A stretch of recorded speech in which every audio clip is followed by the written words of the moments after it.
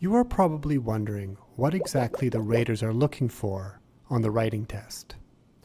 Of course, the simple answer is that they are looking for your ability to communicate in English. But what does this really mean? How is this ability measured? What is the most important thing for you to work on?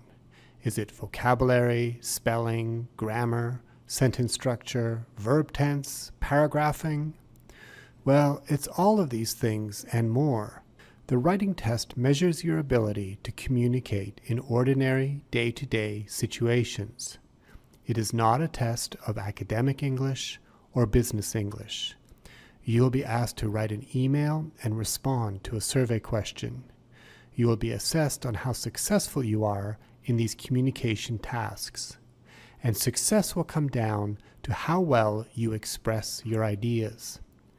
Now, when we are talking about expressing ideas, what we really mean is how well you can develop those ideas. Let's look at an example of writing task 1. You recently changed to a different internet company because your friends told you about their low prices and good service. However, over the past week, your internet connection has not been working properly. After much time and effort, you got a technician to come, but he didn't fix the problem. Write an email to the customer service manager in 150 to 200 words. Your email should do the following things. Describe the problems you are having with the internet. Explain how the problem has affected you. Explain what you want the manager to do. Okay, here's my response. Hi. Internet still not working. Your tech guy was here, but that didn't really help. It's kinda inconvenient. I need internet to do my work. Can you fix it? That tech guy didn't know what to do. I really hope you can fix it soon. Joe. What do you think? How would you rate my response? It's not completely wrong. I've got the right general idea, but my response is pretty basic because I haven't really developed my ideas. At 46 words, it's way under the minimum word count, so there's clearly lots of room for development. If I sent this to the customer service manager of my internet company, my communication task would not be completely successful. The customer service manager would certainly have some questions like, what exactly is wrong with your internet connection? When did it stop working? How long has it been out of order? How urgent is this problem? What kind of resolution do you expect? I say it is kinda inconvenient, which sounds very informal, as if I do not consider this to be a serious problem. However, in my next sentence, I say that I need an internet connection for work, which does sound urgent. But again here, I haven't really provided enough details to fully explain the extent to which I depend on an internet connection to do my work. I mentioned the technician, but my description of his visit is not going to help the service manager understand what steps have been taken so far to address my internet problem. I also mentioned the technician in 2 different places in my text. It would be better to organize my email in such a way that I mention the technician's visit once and then move on to other information. There are other problems here too. My first sentence is not quite a sentence. I would need to say, my internet is still not working, or the internet at my house is still not working. I've also made another grammar mistake here. I need to add an apostrophe. Oh, and I don't need to capitalize fix here. These errors are a bit distracting, but they don't really get in the way of the meaning of my email.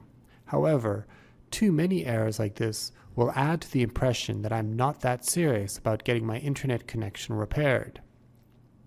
These are simple errors, and if I had checked my email before sending it, I probably would have been able to correct them. I'm not very clear on what I want the manager to do. I ask, can you fix it? And state that I really hope you fix it soon.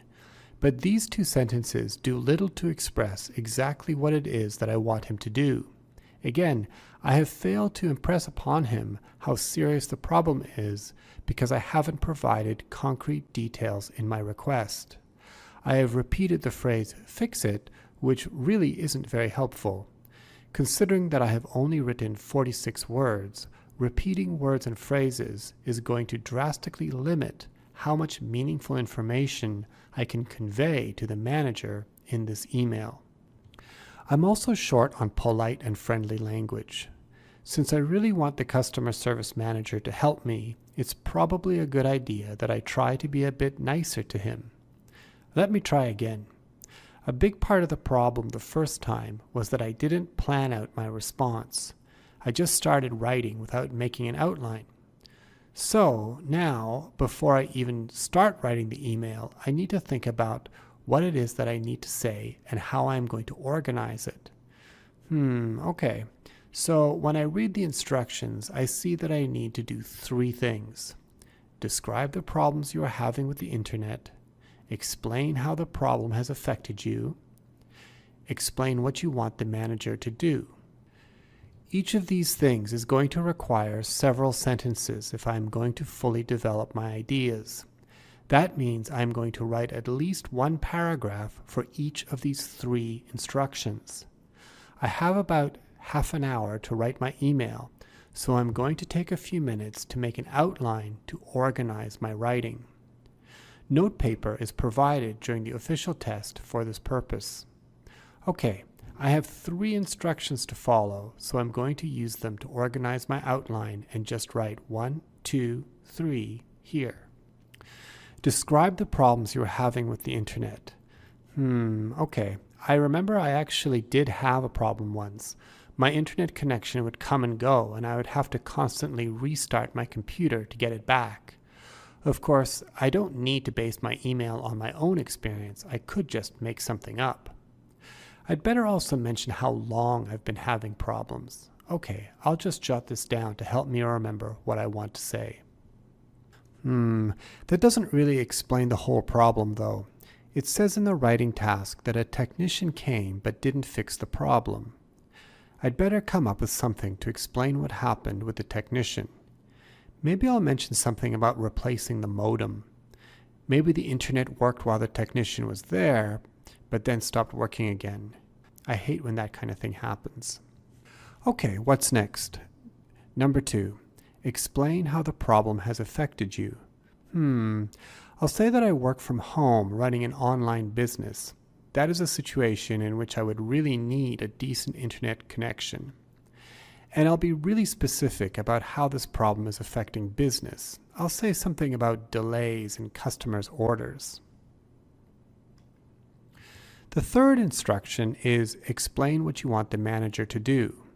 Okay, well, I want him to fix it, of course, but I don't want him to just send the same technician again. That didn't help at all. I'll ask for a different technician, or, even better, I'll ask him to pay me a visit. It might help if I threaten to go to another internet company as well. I should probably also include a deadline if I want a quick response. I'll say 1 week. Actually, I should probably mention this in my 2nd section as well when I talk about the problems I am having. Okay, so that's my outline. I have a pretty strong sense of what I'm going to write about. This way, there isn't going to be a lot of repetition or confusion, and the raters will be able to follow my ideas easily. I'm going to start off by addressing the service manager directly. I'll write, "Dear Customer Service Manager." That will establish a more polite and friendly tone to my email. Next, I'm going to state why I am writing to him, and I'm going to do it in a way that is also friendly and polite in tone. I'll write, "I'm hoping that you can be of some help with a problem I'm having with my internet connection." Okay, now I'll explain the problem in some detail. I started to encounter problems with my connection 7 days ago. Every few hours I lose my connection and need to restart my computer several times in order to reconnect. Your company sent a technician to take a look. He said it was probably a defect in the modem and he replaced it with a new one. Although my connection appeared to be restored while he was here, the connection once again becomes intermittent after he left. This seems like a lot of information in one paragraph. My initial problems with my internet connection and the problems I had after the technician came seem like two different ideas. I think I'll split this paragraph into two and add a transitional phrase introducing this second paragraph. I'll write, "When I first reported this problem." That should help connect these two paragraphs. This is much better than just saying, "Internet's still not working," as I did the first time. I have added lots of specific details here, and instead of many short sentences, I have combined my ideas into longer, more complex sentences, which will make for a smoother reading experience. I am also showing the range of my vocabulary by using words like defect and restored. The word intermittent, meaning to alternately stop and begin again, is a particularly good one, as it very precisely describes my dilemma. Okay, on to the next paragraph, in which I will address the second instruction. Explain how the problem has affected you. I will provide details about my online business and do my best to make it sound like my problem is quite urgent. I run an online business from my home and depend on a reliable internet connection for my livelihood. These connectivity issues have caused delays in filling orders for my customers. I cannot afford to go another week without a consistent internet connection. Again here, I have tried to use words that will help the manager understand the urgency of my request for help. I say I need a good internet connection for my livelihood, which sounds quite serious. I have also used a variety of words to describe my needs. I refer to my need for an internet connection that is reliable and consistent. All right, now I can go on to the third instruction. Explain what you want the manager to do. I want him to either send another technician or, preferably, come and take a look himself. And I need this to happen soon. I'm going to have to be careful here with my tone. I want him to understand how urgent the problem is, how serious I am about switching companies, but I also wish to keep the tone friendly and polite because that may help persuade him to pay me a visit. I'll write, "I appeal to your expertise in helping me with this matter. Perhaps you could send a more experienced technician or come and take a look yourself. I am hoping you can take care of this problem within the next week before I am forced to change to another internet service provider." Here I have started off by flattering the manager a bit, referring to his expertise, because this might make it more likely that he will take a personal interest in my situation. Then I followed up with a deadline and a threat to switch to another internet company. I think I have achieved a good balance between sounding friendly and polite, but also quite serious. Okay, so when I check my outline, I see that I have included everything I wanted to say. The last thing I want to do is include a sign-off. I'll use regards here, which is a good all-purpose sign-off that sounds friendly and polite.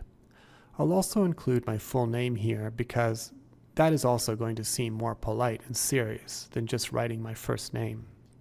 There's one last thing that I should do. I should take just 2 to 3 minutes and read over what I have written very carefully to make sure I haven't made any mistakes. It's natural for anyone to make a few small errors, especially when you're feeling a bit stressed during a test. When I read over what I have written, I do see that I have made 2 mistakes. Can you find them? The first one is here in the sentence, "Although my connection appeared to be restored while he was here, the connection once again becomes intermittent after he left." I am talking about a situation that happened in the past immediately after he left, so I should say became, not becomes. The other problem is in the next paragraph, I should say I run an online business from home. So compared to my first attempt, this time my ideas are very well developed and I have achieved quite a bit of depth of meaning. It may sound strange to talk about meaning and ideas when I am just writing an email to my internet company, but remember, the writing test is measuring your ability to express yourself in everyday life. So let's go back to the question at the beginning of this video. What are raters looking for? One of the main things that they are looking for is your ability to express well-developed ideas in ordinary, day-to-day situations. Grammar, vocabulary, spelling, paragraphing, and all the other elements of language use are important, but none of these needs to be perfect. It's all about how well you are able to bring all of these together in a way that clearly and effectively communicates your ideas in ordinary, day-to-day situations.